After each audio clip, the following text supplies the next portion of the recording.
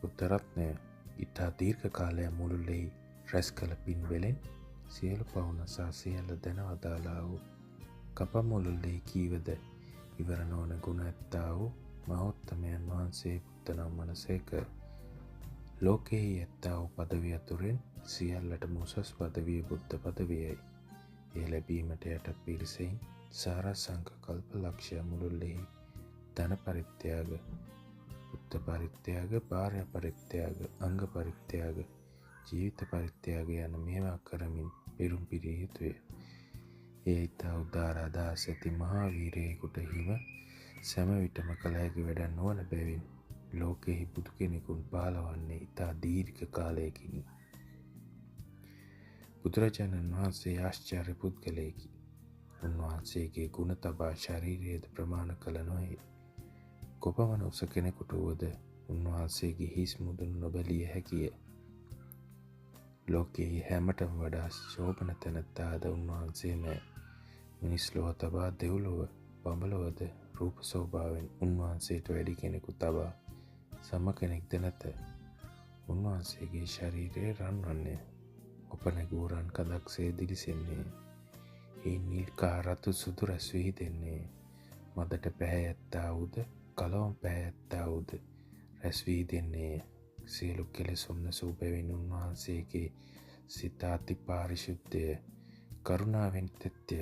තමන් වහන්සේගේ පුත්‍ර වූ රාහුල කුමාරුවන් කෙරෙහි මෙන්ම දේවදත්තාදී සතුරන් කෙරෙහිද උන්වහන්සේගේ මහා කරුණාව නොවෙනස්ව පවත්නේ. කිසි වස්තුවක් කෙරෙහි හා කිසිම පුද්ගලයෙකු කෙරෙහිද උන්වහන්සේගේ ඇල්මක් නැත.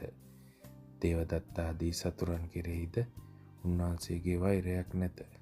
උන්වහන්සේ සතුරු මිතුරු සැම දෙනාටම යහපතක්ම කරන සේක. උන්වහන්සේ අතීත අනාගත වර්තමාන යන කාලත්‍රයට ඇත් වූ කාලමුක්ත වූද සියල්ල දත්සේක. උන්වහන්සේගේ දිවසට කතරම් දුර තිබෙන දෙයක් වූද කෙතරම් සියුම් දෙයක් වූද පෙනෙන්නේ. උන්වහන්සේගේ දිව කනට ඉතා දුර ශබ්ද හා පියවි කනට නොඇසෙන ශබ්දද මැනවින් ඇසෙන්නේ. උන්වහන්සේට අනුන්ගේ සිත්, අනුන්ගේ අදහස්, අනුන්ගේ ගතිගුණ පෙනෙන්නේ. මැරෙන්නන් උපදින තැන පෙනෙන්නේ.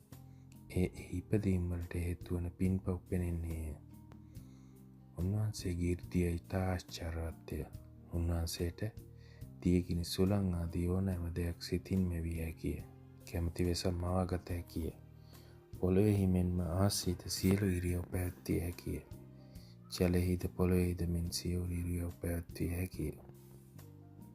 වක්කල අතක් දිගු කරන්නක් මෙන් සෙනකින් ලෝකයේ ඕනෑම තැනකට යා හැකිය. නොපෙනීද විසිය හැකිය. උන්වහන්සේගේ ධර්ම දේශන ඉතා ආශ්චර්යවත්ය. දහම් දෙසන්නා උන්වහන්සේගේ මුණ සතර දිශාවෙම සිට දහම් අසරණ සෑම දෙනාටම නොවෙනස්ව පෙනෙන්නේය. උන්වහන්සේ විසින් එකම භාෂාවකින් කරන දේශනය අසන සෑම දෙනාටම තම තමන්ගේ භාෂාවෙන් තේරෙන්නේය. උන්වහන්සේගේ හඬ ඉතා මිහිරිය. මිනිස් හඬට බිය වී පලා යන වනසත්තුද උන්වහන්සේගේ මිහිරි හඬ සතුටින් අසාගෙන සිටිති. උන්වහන්සේගේ හඬ එසේ මිහිරි කටහඬක් තබා තූර්ය නාදයකුදු නැත. උන්වහන්සේගේ මේ මధుර ස්වරය බණ පිරිසෙන් පිටතට දැන් නොපෙනතිරෙන්නේය. බණ අසන්න උන් ලෝපුරා සිටියත් සැමටම ඇසෙන්නේය. උන්වහන්සේ යම ප්‍රකාශ කළේ නම් එය එසේමය. උන්වහන්සේට වැරදීම් නැත. නිහතමානී වූ ඒ භාග්‍යතුන් වහන්සේ මිනිසුන්ගේ උසස් පහත් පොහොසත් දුප්පත්කම් ගැන නොසලකන සේක. උන්වහන්සේ කෞශලාදී නරේන්ද්‍රයන්ගේ මාලිගාවන්ට මෙන්ම කරුණක් ඇත්වී නම් රොඩි කුප්පායමටද වඩනා සේක. උන්වහන්සේ වැදුම් පිදුම් කළ යුත්තන් අතුරෙන් අග්‍ර වූ සේක.